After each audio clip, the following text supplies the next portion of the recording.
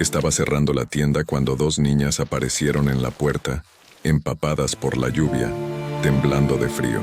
¿Te quedaría con una de nosotras?, preguntó la mayor, sosteniendo la mano de su hermanita. Él miró hacia atrás y vio un coche alejándose, desapareciendo en la oscuridad. Casi llamó a la policía, hasta que escuchó lo que aquellas niñas tenían que decir sobre quiénes realmente eran y qué guardaban en aquella mochila vieja que cargaban, y cuando la verdad salió a la luz, su vida nunca volvió a ser la misma.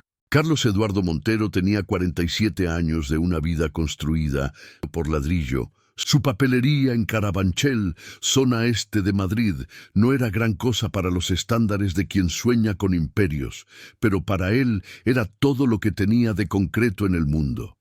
Las estanterías, repletas de cuadernos, bolígrafos y material escolar, contaban la historia de 2 décadas sirviendo a la comunidad, conociendo a cada niño por su nombre, recordando qué colores de rotuladores prefería cada uno, qué marca de goma no manchaba el papel. Era un jueves común, de esos que terminan con el cuerpo cansado y el alma tranquila por el deber cumplido. La lluvia había comenzado alrededor de las 8 de la noche, primero tímida, después violenta, transformando las calles en ríos revueltos que arrastraban basura, hojas y los sueños mojados de quien necesitaba atravesar la ciudad para llegar a casa. A las 10 de la noche, Carlos apagó las luces del interior de la tienda, revisó la caja por tercera vez, un hábito que su madre le había enseñado décadas atrás, y caminó hasta la puerta de acero que protegía su pequeño reino. El ruido de la lluvia en la marquesina era ensordecedor. Giró la llave en la cerradura, bajó la puerta pesada hasta la mitad, cuando vio las 2 figuras pequeñas paradas en la acera, inmóviles como estatuas, completamente empapadas. Se detuvo en el acto. Había algo mal en aquella escena, algo que su instinto de padre, aunque sus hijos ya fueran grandes y vivieran lejos, no podía ignorar. La niña mayor dio un paso al frente. El agua escurría por su rostro de forma que Carlos no podía distinguir si eran lágrimas o solo lluvia. Ella se limpió los ojos con el dorso de la mano temblorosa y preguntó con una voz que intentaba ser firme pero se quebraba de miedo. «Usted se quedaría con una de nosotras. Solo una, por favor». La señora que estaba en el coche dijo que nadie va a querer a las 2. El mundo de Carlos se detuvo en aquel segundo. Sintió la sangre helarse en las venas, el corazón dispararse desacompasado dentro del pecho. Sus ojos corrieron instintivamente hacia la calle y captaron las luces traseras de un sedán negro que doblaba la esquina, engullido por la cortina de agua que caía del cielo. Desapareció. Se esfumó en la noche como un fantasma que nunca existió. Carlos se quedó ahí, con la mano todavía en la puerta medio bajada, intentando procesar lo que acababa de oír. Una niña pidiendo ser adoptada, otra siendo ofrecida como si fuera un objeto indeseado. En plena calle, solas, a esa hora. «Entren», dijo él, y su propia voz sonó extraña a sus oídos, ronca, cargada de una emoción que no podía nombrar. Levantó la puerta nuevamente, encendió las luces. Las niñas entraron despacio, dejando charcos de agua en el suelo de cerámica que Carlos había limpiado media hora antes. Eso no importaba ahora. Nada importaba más allá de aquellas 2 criaturas empapadas, temblando tanto que los dientes castañaban audiblemente. Corrió hasta el depósito en el fondo, cogió 2 toallas viejas que usaba para limpiar estanterías y se las entregó. «Séquense, voy a hacer un té». La niña mayor aceptó la toalla, pero sus ojos nunca dejaron el rostro de Carlos, como si estuviera evaluando si podía confiar en él, si era una amenaza o una salvación. La pequeña solo abrazó la toalla contra su cuerpo, aún sosteniendo con fuerza desesperada una mochila infantil desgastada, rosa, con estampado de unicornios descoloridos. Carlos encendió el calentador portátil que mantenía para las noches frías de invierno, llenó la tetera eléctrica y puso agua a hervir. Sus manos temblaban. Necesitaba respuestas, pero no quería asustarlas aún más. Mientras el agua se calentaba, Carlos se sentó en el taburete detrás del mostrador y observó mejor a las dos niñas. Ahora, bajo la luz fluorescente de la tienda, vio detalles que la oscuridad y la lluvia habían ocultado. La ropa, a pesar de estar sucia y mojada, era de calidad. La niña mayor usaba una blusa de una marca que Carlos reconocía de los escaparates de centros comerciales, demasiado cara para su bolsillo. La pequeña tenía una chaqueta acolchada que, incluso empapada, era claramente cara. Los cabellos castaños de ambas estaban recogidos en coletas desarregladas, pero bien cuidadas. No eran niñas de la calle, no eran abandonadas por necesidad económica. Había algo mucho más siniestro sucediendo ahí. ¿Cómo se llaman?, preguntó Carlos con la voz más suave que pudo encontrar. La niña mayor tragó saliva. Ana Beatriz, tengo 10 años. Ella es mi hermana, Julia, tiene 6. ¿Y quién era aquella mujer en el coche? Ana Beatriz bajó los ojos al suelo, los dedos apretando la toalla con fuerza. Julia comenzó a llorar nuevamente, un llanto bajito, sofocado, como si hubiera aprendido a no hacer ruido. Carlos sintió el pecho apretarse de una forma que no sentía hacía años. Nuestra madrastra. Ana Beatriz finalmente respondió, y había tanto veneno en aquella palabra que Carlos se estremeció. Viviana Almeida Vasconcelos. El apellido resonó en la mente de Carlos. Almeida Vasconcelos. Estaba seguro de haberlo oído antes, pero no conseguía recordar dónde. La tetera silbó. Preparó 2 tazas de té con mucho azúcar. Su abuela siempre decía que el azúcar ayudaba en casos de shock, y se las entregó a las niñas. Ellas aceptaron y bebieron en silencio. ¿Pueden contarme qué pasó?, preguntó Carlos, acercando otro taburete y sentándose frente a ellas, manteniendo distancia para no intimidarlas. Desde el principio, con calma. Ana Beatriz respiró hondo, y entonces comenzó a hablar. La historia que salió de aquella boca de niña de 10 años era desgarradora. Contó que vivían en Las Rosas, un complejo residencial de lujo. Que su padre, Rodrigo Almeida Vasconcelos, era empresario del ramo de importación, dueño de una empresa grande, con oficinas en Madrid y Barcelona. Que su madre biológica había muerto en el parto de Julia, una complicación que los médicos no pudieron evitar. Rodrigo crió a las 2 niñas solo durante 4 años, con ayuda de niñeras y de la abuela paterna, quien también había fallecido hacía 2 años. «Papá era muy bueno con nosotras», dijo Ana Beatriz, y su voz falló por primera vez. Las lágrimas comenzaron a deslizarse por su rostro, mezclándose con el agua de la lluvia que aún escurría de sus cabellos. Trabajaba mucho, pero siempre tenía tiempo para nosotras. Todos los domingos era nuestro día: cine, parque, helado. Decía que éramos sus princesas, que haría cualquier cosa para protegernos. Julia sollozó más alto al oír a su hermana hablar del padre. Ana Beatriz sostuvo su mano con fuerza. «Hace 1 año y medio», continuó, «papá conoció a Viviana en una fiesta de negocios. Era muy bonita, siempre arreglada, siempre sonriendo. Al principio estuvo bien. Fingía que le gustábamos, traía regalos, nos llevaba a tomar helado. Papá estaba feliz de nuevo. Se casaron rápido, 6 meses después de conocerse. Hicieron una fiesta enorme en el club». Carlos escuchaba en silencio, pero su instinto ya gritaba que aquella historia no tendría final feliz. «Después de la boda todo cambió», prosiguió Ana Beatriz, y su tono se volvió más sombrío. «Viviana dejó de fingir, comenzó a quejarse de todo lo que hacíamos. Le decía a papá que éramos mal educadas, mimadas, que él nos estropeaba. Poco, él comenzó a reñirnos por cosas pequeñas. Viviana siempre estaba en su oído, siempre quejándose. ¿Que él todavía las amaba?», preguntó Carlos en voz baja. Sí, respondió Ana Beatriz sin dudar. Lo veíamos en sus ojos. Pero estaba confundido. Viviana era muy lista. Nunca hacía nada delante de él. Cuando salía a trabajar, nos gritaba, nos encerraba en el cuarto, decía que éramos un peso muerto, que solo se había casado con papá por su dinero, que cuando él muriera nos iba a echar. Carlos sintió la rabia comenzar a hervir dentro de él. Ese tipo de maldad calculada, dirigida a niñas, era de una crueldad que superaba su comprensión. Y entonces, continuó Ana Beatriz, la voz temblando cada vez más, hace 6 meses, papá tuvo un accidente de coche. Silencio.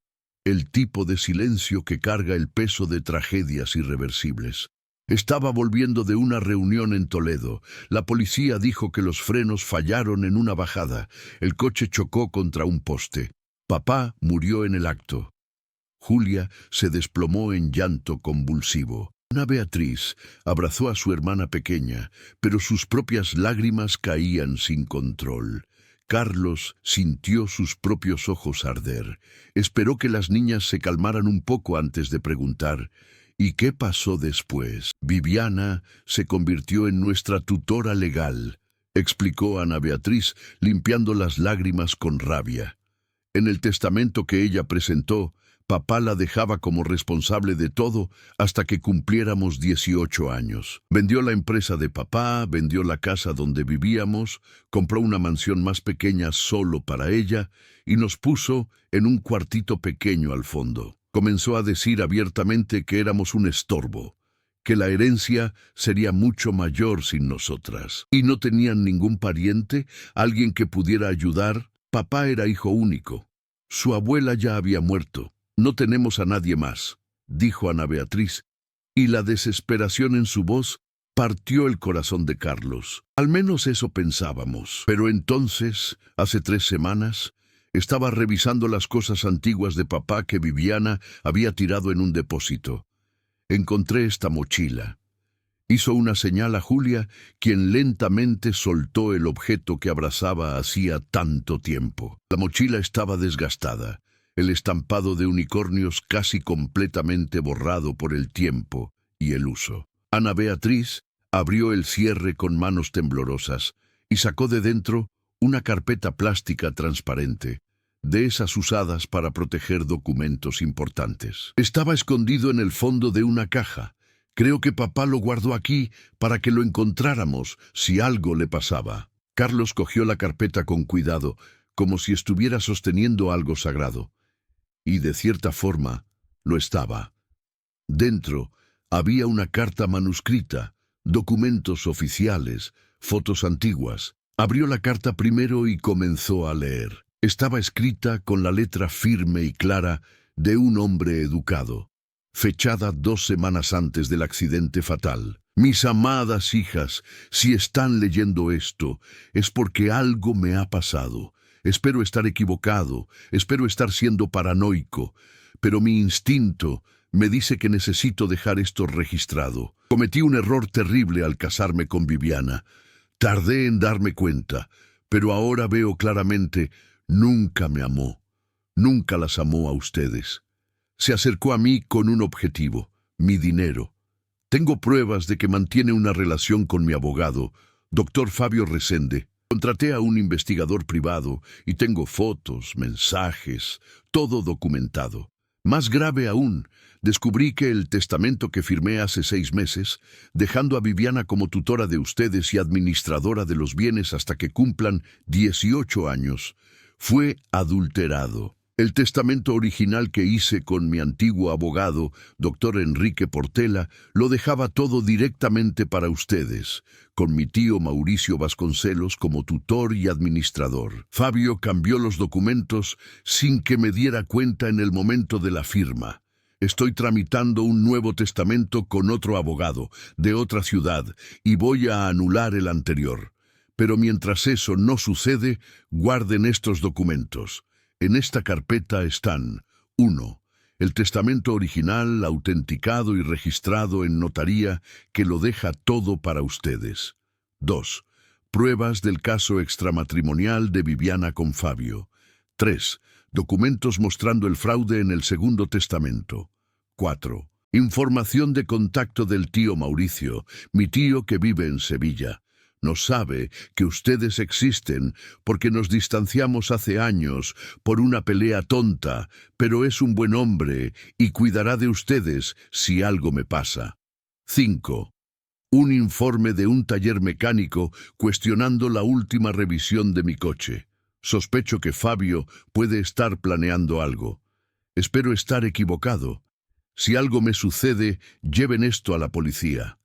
A Mauricio, a cualquier persona de confianza. No dejen que Viviana y Fabio se queden con lo que les pertenece por derecho. Las amo más que a nada en este mundo. Siempre las amaré. Papá. Carlos terminó de leer la carta con las manos temblando violentamente. Miró a Ana Beatriz y vio una niña que cargaba sobre los hombros el peso de un secreto que podía cambiarlo todo. Rápidamente examinó los otros documentos. Estaba todo ahí. El testamento original, fotos comprometedoras de Viviana y Fabio juntos en restaurantes, hoteles, viajes, mensajes impresos donde planeaban el futuro juntos cuando ese viejo estúpido salga del camino. Había también un informe técnico del taller mecánico, fechado una semana antes del accidente, donde el mecánico responsable afirmaba que los frenos del coche de Rodrigo estaban en perfecto estado y no presentaban ningún desgaste que justificara fallo en los próximos 6 meses. Y entonces Carlos encontró el documento más impactante de todos. Un dictamen complementario, escondido en el fondo de la carpeta, hecho por un perito independiente que la familia de Rodrigo había contratado tras el accidente. El dictamen afirmaba, basándose en análisis de los restos, que los frenos no habían fallado por desgaste natural, sino que presentaban señales de corte deliberado en los cables, consistente con sabotaje intencional. «Dios mío», susurró Carlos, y sintió un frío recorrer su columna. «Viviana mató a nuestro padre», dijo Ana Beatriz con una frialdad aterradora para una niña de 10 años. «Ella y el doctor Fabio. Lo sabemos. ¿Cómo 2 niñas van a probar eso? ¿Cómo vamos a hacer que alguien nos crea?». Carlos iba a responder cuando la puerta de la papelería se abrió con violencia. El ruido de metal con metal resonó por la tienda como un trueno. Una mujer entró como un huracán, trayendo consigo una ráfaga de viento helado y lluvia. Viviana Almeida Vasconcelos era exactamente como Carlos había imaginado. Alta, delgada, elegante de una forma agresiva. Usaba un abrigo de cuero que debía costar más que la facturación mensual de la papelería. Botas de tacón alto que repiqueteaban en el suelo como martillos, y joyas que brillaban bajo las luces fluorescentes, pendientes de diamantes, collar de perlas, reloj de oro. Su rostro era bonito de una manera fría, calculada, esculpida probablemente por procedimientos estéticos caros. Pero eran los ojos los que revelaban su verdadera naturaleza, oscuros, duros, sin una pizca de calor humano. «Ustedes 2», gritó, señalando con el dedo de uña perfectamente arreglada a Ana Beatriz y Julia. «¿Creen que pueden huir de mí? ¿Creen que pueden esconderse?». Las niñas se encogieron detrás de Carlos, quien se levantó despacio, poniéndose entre ellas y Viviana. Algo dentro de él, un instinto protector primordial que no sabía que aún poseía con tanta fuerza, tomó el control de su ser. «Señora, necesita salir de mi tienda», dijo, manteniendo la voz calmada pero firme. Viviana lo miró de arriba abajo con desprecio absoluto. Una sonrisa cruel curvó sus labios pintados de rojo. «¿Su tienda?». Se rió, un sonido sin humor. «¿Este agujero inmundo? ¿Usted debe ser qué? ¿Dueño de este lugar patético?», gesticuló alrededor con desdén. «Métase en sus asuntos, vejestorio. Estas niñas son mías. Soy su tutora legal. Tengo toda la documentación. Van a volver a casa conmigo ahora». «No van a ningún lado hasta que entienda qué está pasando aquí», respondió Carlos, y su voz salió más dura de lo que pretendía. Viviana dio 2 pasos al frente, invadiendo el espacio personal de Carlos. Era alta y con los tacones quedaba muy por encima de él. Su perfume era empalagoso, demasiado dulce, artificial. No tiene idea de con quién se está metiendo, siseó. Puedo acabar con usted, puedo cerrar esta tiendita de 5ª categoría con una sola llamada. Tengo abogados, tengo dinero, tengo poder. ¿Y usted? ¿Usted qué tiene? Esta mierda de papelería y una cuenta bancaria que probablemente no paga ni sus propias facturas. Carlos sintió la rabia hervir, pero mantuvo la calma. Había lidiado con gente como Viviana antes, personas que pensaban que el dinero les daba el derecho de pisotear a otros, de tratar a seres humanos como objetos desechables. Ella no lo intimidaba, no cuando 2 niñas inocentes estaban en juego. «Voy a llamar a la policía», dijo simplemente, sacando el móvil del bolsillo. Viviana se rió de nuevo, cogió su propio teléfono y marcó un número. Lo puso en altavoz deliberadamente, para que todos pudieran oír. «Fabio, amor», dijo cuando alguien atendió, su voz cambiando a un tono casi cariñoso. «Ven aquí a Carabanchel a resolver un problema. Calle Doctor Campos Sales, número 847. Hay un vejestorio que cree que puede decirme qué hacer con mis hijastras». «Ya voy, cariño», respondió la voz masculina del otro lado. 15 minutos. Viviana colgó y sonrió a Carlos con satisfacción venenosa. El doctor Fabio Resende es el mejor abogado de familia de Madrid. Le va a explicar bien clarito que está cometiendo un crimen, secuestro de menores. Va a ir preso, vejestorio, y yo, personalmente, me voy a asegurar de que se pudra en una celda. Carlos no respondió. Discretamente completó la llamada que había iniciado, no a la policía todavía, sino a doña Mercedes, dueña de la panadería al lado, que tenía un hermano policía. Pidió en voz baja que llamara ayuda. Viviana estaba tan ocupada mirando sus uñas perfectamente esmaltadas que ni se dio cuenta. Los 15 minutos que siguieron fueron de una tensión insoportable. Viviana caminaba de un lado a otro de la tienda como un animal enjaulado, alternando entre mirar el reloj de oro en su muñeca y lanzar miradas de puro odio a las niñas. Julia lloraba bajito, escondida detrás de Carlos. Ana Beatriz mantenía la mochila abrazada contra su pecho, los ojos fijos en la madrastra con una mezcla de miedo y coraje. Carlos guardó la carpeta de documentos debajo del mostrador, fuera de la vista de Viviana. Necesitaba aquellas pruebas intactas. Su corazón latía acelerado, pero mantenía la respiración controlada, la postura erguida. No iba a dejar que aquella mujer se llevara a las niñas. No después de todo lo que había leído, no después de ver la desesperación en sus ojos. Un sedán negro se detuvo frente a la papelería. De él bajó un hombre de aproximadamente 42 años, alto, cabellos grises peinados hacia atrás, traje Armani que Carlos reconoció solo porque su hijo había usado uno similar en su propia boda.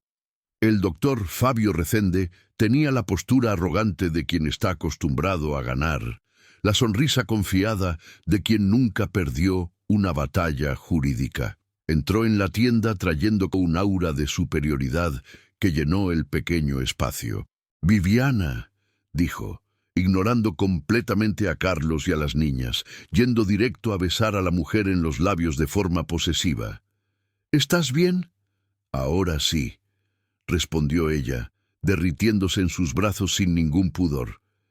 «Este idiota aquí cree que puede quedarse con las niñas». Fabio finalmente miró a Carlos.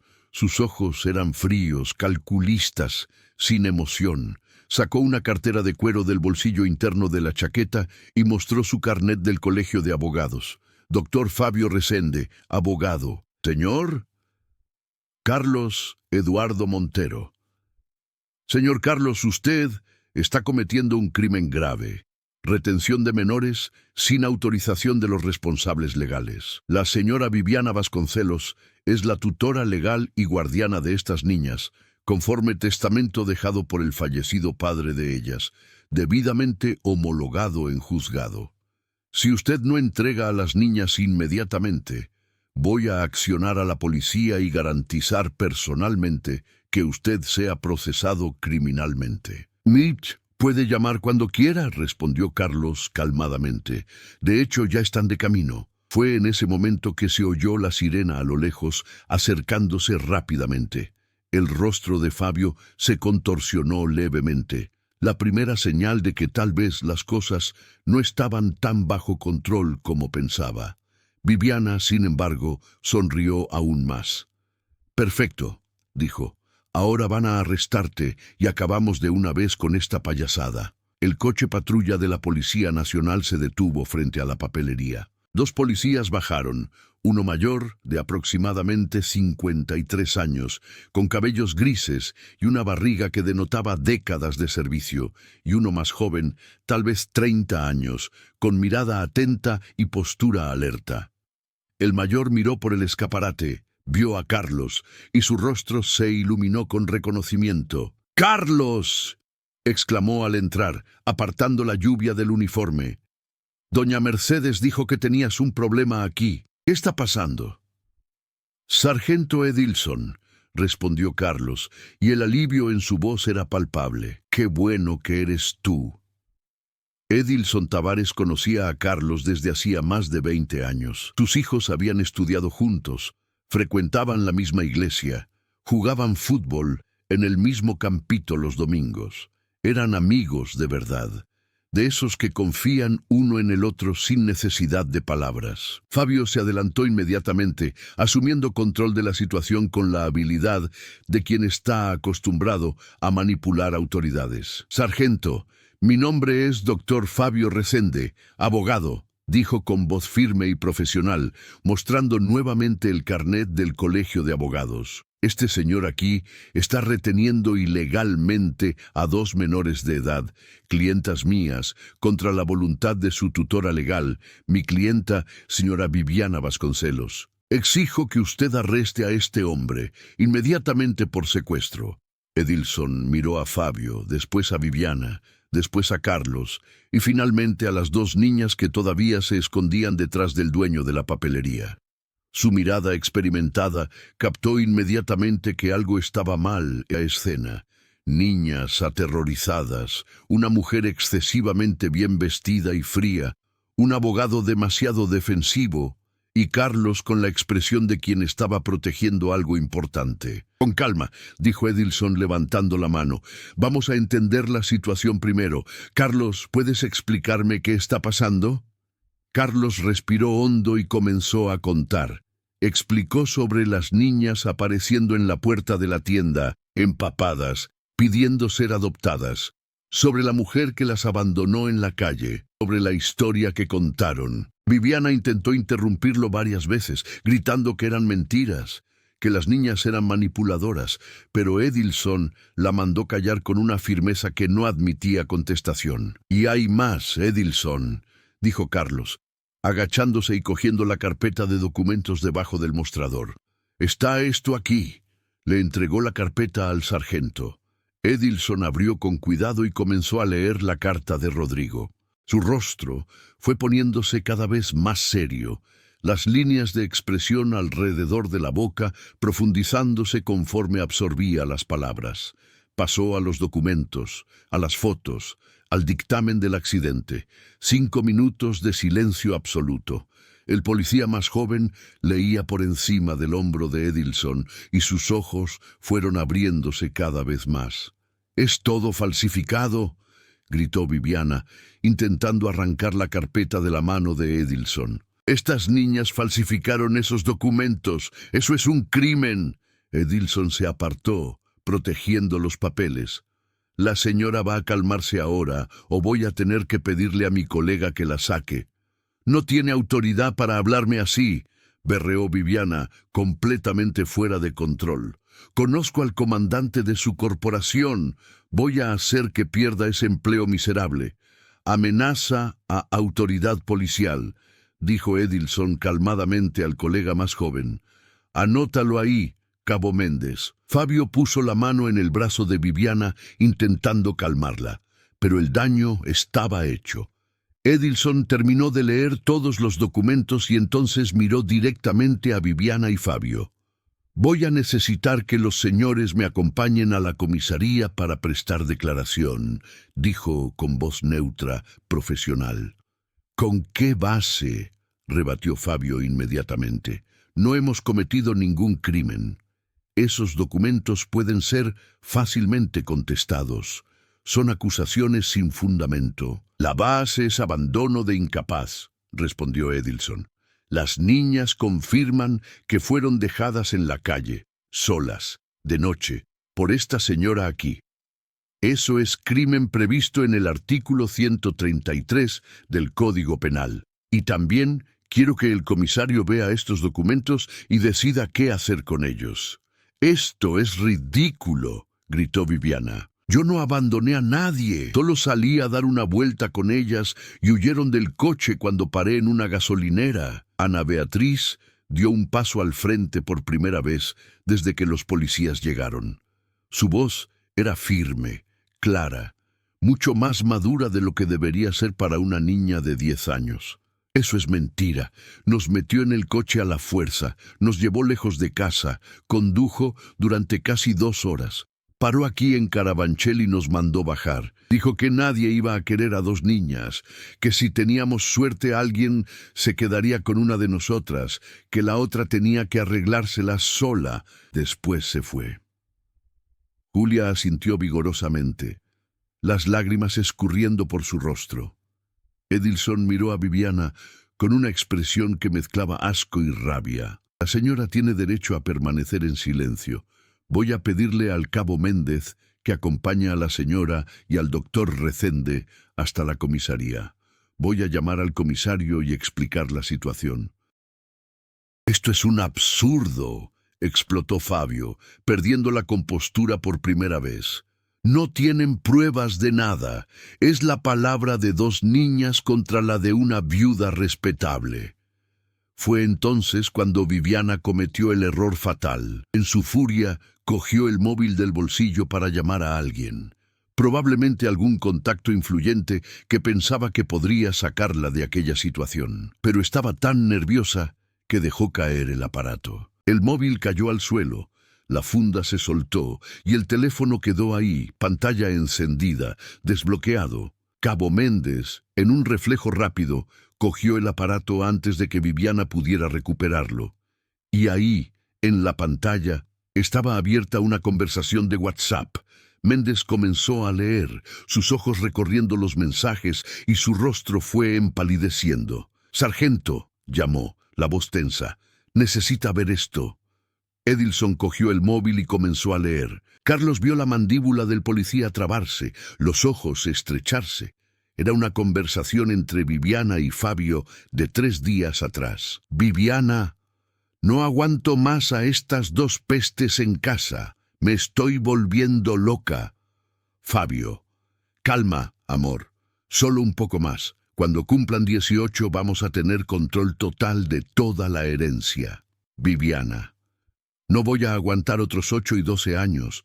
Necesito librarme de ellas antes». Fabio: «¿Cómo?». Viviana: «Abandono. Las dejo en algún lugar lejos, algún barrio marginal. Nadie va a saber. Denuncio desaparición después de unos días. Me quedo con toda la herencia como tutora de niñas desaparecidas, presuntamente muertas». Fabio: «Viviana, eso es muy arriesgado». Viviana: «O eso o acabo con ellas de una vez, como acabamos con Rodrigo».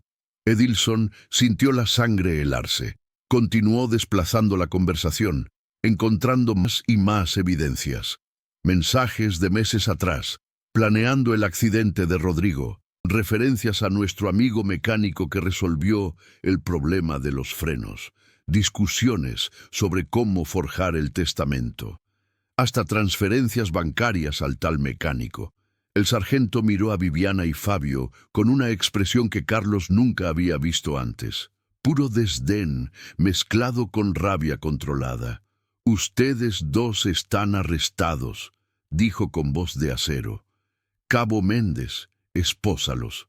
Sospecha de homicidio cualificado, tentativa de homicidio de menores, apropiación indebida y abandono de incapaz. ¡No puede!, gritó Viviana intentando correr hacia la puerta.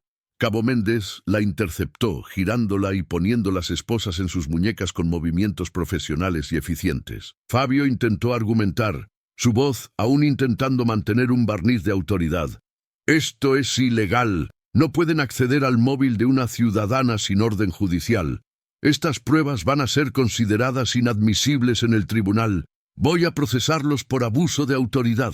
El móvil cayó al suelo, abierto y desbloqueado, durante el arresto de la sospechosa, respondió Edilson calmadamente, citando protocolos que conocía de memoria. En situación de flagrante delito, la autoridad policial puede acceder a información visible, todo conforme a la ley. Usted debería saberlo, doctor. Viviana estaba completamente descontrolada ahora, gritando obscenidades, intentando soltarse de las esposas. Fabio se quedó en silencio, pero Carlos podía ver el miedo comenzando a apoderarse de sus ojos. La máscara de confianza había caído completamente. Edilson llamó a la comisaría. Habló directamente con el comisario de guardia. Doctor Augusto Ferreira explicó rápidamente la situación y pidió que fuera hasta ahí personalmente. Pidió también que mandaran a una asistente social. 20 minutos después, la pequeña papelería estaba llena de gente. El doctor Augusto Ferreira era un hombre de 58 años, veterano de la Policía Nacional, con una reputación de ser incorruptible e implacable con criminales. Escuchó a Edilson explicar todo, leyó los documentos que Carlos había guardado, examinó los mensajes en el móvil de Viviana y entonces se volvió hacia las dos niñas. Ana Beatriz, Julia, dijo con una voz sorprendentemente suave, agachándose para quedar a la altura de sus ojos. Están seguras ahora, nada malo les va a pasar, pueden confiar en mí. Julia corrió y se lanzó a los brazos del comisario sollozando. Ana Beatriz sostuvo su mano con fuerza. La asistente social que llegó con el comisario era Marcia Duarte, una mujer de 45 años, cabellos recogidos en un moño, ojos gentiles pero firmes. Había trabajado con cientos de casos de niñas en situación de riesgo, pero incluso ella quedó impactada con la historia que oyó. «Necesitamos localizar a ese tío que está mencionado en la carta», dijo el doctor Augusto, cogiendo el documento que listaba el contacto de Mauricio Vasconcelos. «Cabo, ¿puedes hacer una llamada a Sevilla?».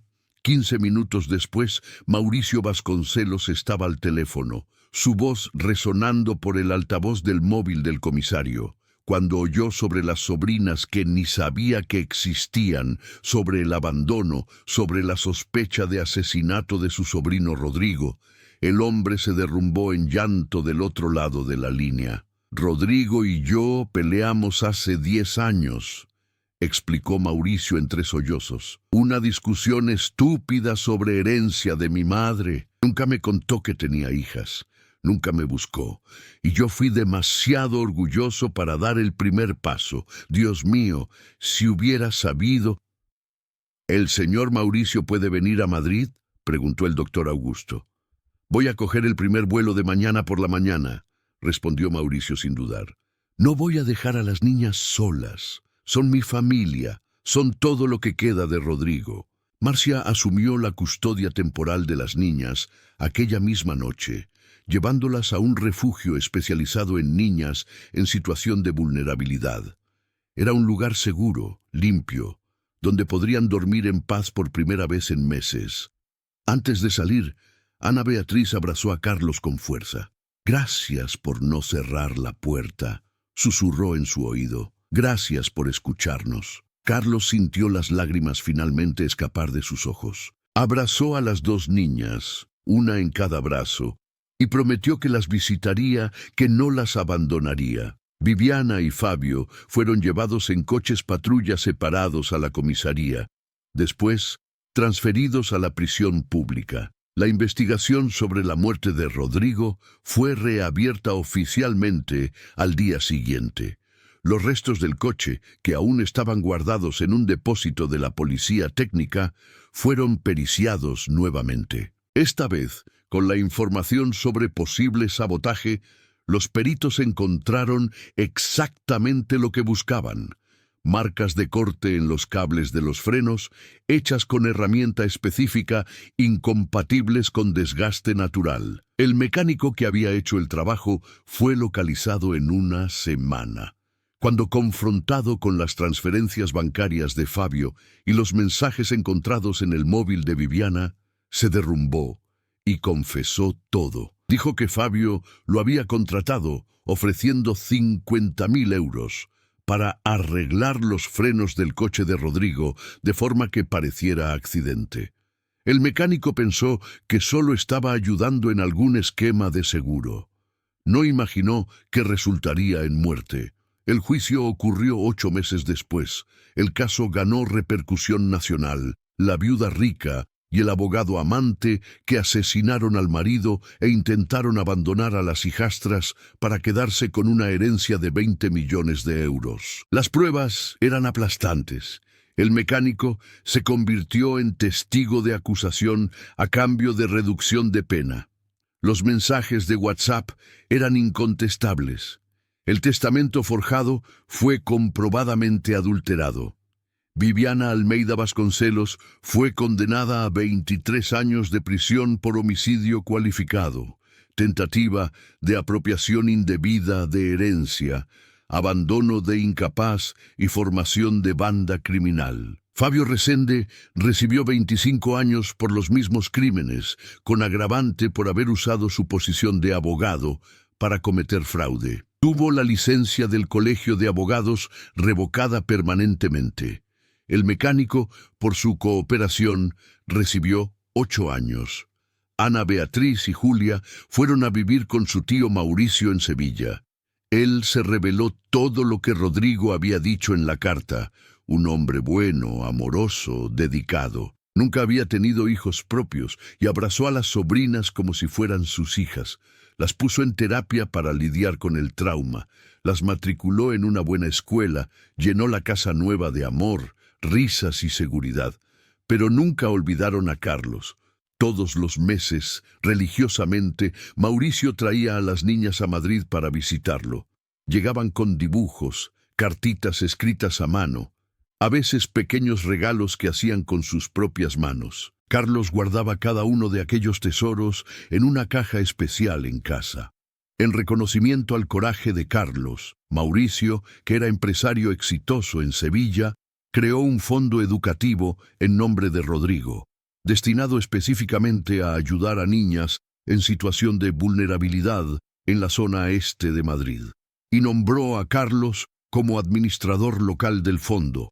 Carlos transformó la mitad de la papelería en un punto de apoyo comunitario. Reformó el espacio con el dinero del fondo. Creó un área con mesas, ordenadores, libros. Todos los días después de la escuela, niñas del barrio podían ir hasta ahí a hacer deberes, recibir orientación de voluntarios, tomar una merienda nutritiva, estar en un lugar seguro hasta que sus padres salieran del trabajo. Contrató a 2 profesores jubilados para ayudar, una psicóloga una vez por semana, y mantuvo la puerta siempre abierta. Literalmente, la puerta de la papelería nunca más fue completamente cerrada mientras hubiera una niña ahí dentro. Un año después de aquella noche lluviosa de jueves, Carlos estaba en la inauguración oficial del Espacio Rodrigo Almeida Vasconcelos de Apoyo a la Infancia. Mauricio había venido de Sevilla con las niñas. Ana Beatriz y Julia cortaron la cinta inaugural juntas, sonriendo de una forma que Carlos no las había visto sonreír aquella primera noche. Durante el discurso, Mauricio llamó a Carlos para quedarse a su lado en el pequeño escenario montado en la acera frente a la papelería reformada. «Este hombre», dijo Mauricio, la voz embargada de emoción, «podría haber cerrado la puerta. Podría haber llamado a la policía y seguido con su vida. Podría haberse esquivado de la responsabilidad, pero no lo hizo. Acogió a 2 niñas que eran completamente extrañas para él. Arriesgó su propia seguridad para protegerlas. Y al hacer eso, no solo salvó 2 vidas, salvó la memoria de mi sobrino, trajo justicia para un crimen horrible y me dio la familia que pensé que nunca tendría. Carlos estaba con los ojos llorosos. Nunca se había considerado un héroe, solo había hecho lo que cualquier persona decente haría, o al menos eso pensaba. Ana Beatriz subió al escenario y cogió el micrófono con la confianza de una niña que estaba aprendiendo a sanarse. Cuando estábamos en aquella lluvia, dijo su voz firme y clara, no teníamos esperanza, pensábamos que a nadie le importábamos, que no valíamos nada, pero entonces apareció el tío Carlos. Había comenzado a llamarlo así algunos meses atrás, y el corazón de él se calentaba cada vez. Nos dio toalla, hizo té, escuchó nuestra historia, creyó en nosotras y no se rindió, incluso cuando se puso peligroso. Julia, ahora con 7 años y mucho más habladora que aquella primera noche, completó. El tío Carlos nos enseñó que familia no es solo quien tiene la misma sangre. Familia es quien se queda cuando está difícil, quien protege, quien ama de verdad. Hubo aplausos de todas las personas reunidas, vecinos, profesores, niñas del barrio, periodistas que estaban cubriendo la historia.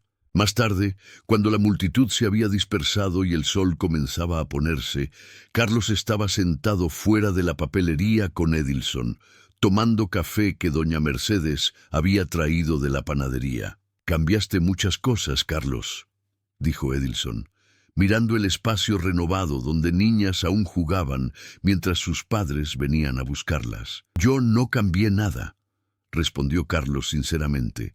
«Solo no cerré la puerta. A veces, eso es todo lo que el mundo necesita», rebatió Edilson con una sonrisa. «Alguien que no cierre la puerta». Y era verdad. Carlos había aprendido en aquel último año que los grandes actos de coraje muchas veces comienzan con pequeñas decisiones. La decisión de ver, la decisión de oír, la decisión de importarle cuando sería mucho más fácil dar la espalda y seguir adelante. Pensó en cuántas Anas y Julias existían por el mundo, esperando que alguien no cerrara la puerta. ¿Cuántas niñas necesitaban apenas de una persona que creyera en ellas, que las protegiera, que dijera, tú importas, tú mereces seguridad, tú mereces amor? 3 años después, el Espacio Rodrigo había atendido a más de 200 niñas. Algunas necesitaban solo ayuda con deberes. Otras necesitaban ropa, comida, un lugar para quedarse algunas horas. Algunas necesitaban a alguien que escuchara sus historias de abuso, abandono, miedo. Y Carlos estaba ahí para todas ellas. Ana Beatriz, ahora con 13 años, dijo que quería ser abogada cuando creciera, pero el tipo correcto de abogada que ayuda a personas, no que las explota. Julia quería ser profesora. Ambas estaban yendo bien en la escuela, haciendo terapia, sanándose lenta pero consistentemente. Mauricio se había convertido en mucho más que un tío para ellas. Era padre en el sentido más verdadero de la palabra, y visitaba Madrid con las niñas todos los meses, siempre haciendo cuestión de pasar por la papelería, de ver el trabajo que el fondo estaba haciendo, de abrazar a Carlos y decir gracias. En la mañana del aniversario de 4 años del Espacio Rodrigo, Carlos despertó temprano como siempre, abrió la papelería a las 6 de la mañana, preparó el café que ofrecía gratuitamente a quien entrara. A las 7 ya tenía 3 niñas haciendo deberes en las mesas. A las 8, 5. A las 9, la profesora voluntaria llegó para dar refuerzo escolar. Carlos miró alrededor, a aquel espacio que se había convertido en mucho más que una papelería. Era un santuario, un puerto seguro, un lugar donde niñas sabían que eran bienvenidas, que eran valoradas, que eran amadas, y todo había comenzado porque no cerró la puerta. Aquella noche, 4 años atrás, Cuando vio a dos niñas empapadas en la lluvia, Carlos tenía una elección. Podría haber bajado la puerta de acero, llamado a la policía desde lejos, seguido a casa y olvidado. Nadie lo culparía. Eran tiempos peligrosos. Las personas aprendían a no involucrarse, pero hizo diferente. Y esa diferencia salvó vidas, trajo justicia, creó familia, transformó una comunidad. A veces, Carlos aún soñaba con aquella noche. Veía las dos siluetas pequeñas paradas en la lluvia. Oía la voz de Ana Beatriz preguntando si se quedaría con una de ellas. Veía los ojos desesperados de Julia, y entonces se veía abriendo la puerta nuevamente, dejando que la luz inundara la oscuridad, ofreciendo refugio, y despertaba con el corazón calentado, sabiendo que había hecho la única cosa que importaba. Había abierto la puerta cuando el mundo necesitaba que alguien la abriera, porque familia no es quien te da la vida.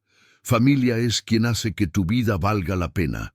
Familia es quien se queda cuando no queda nada más. Familia es quien elige amarte, incluso sin obligación, incluso sin recompensa, incluso cuando es difícil. Y bondad, verdadera bondad, no es algo que haces cuando es conveniente. Es algo que haces especialmente cuando no lo es. O cuesta algo, cuando arriesgas algo, cuando exige coraje.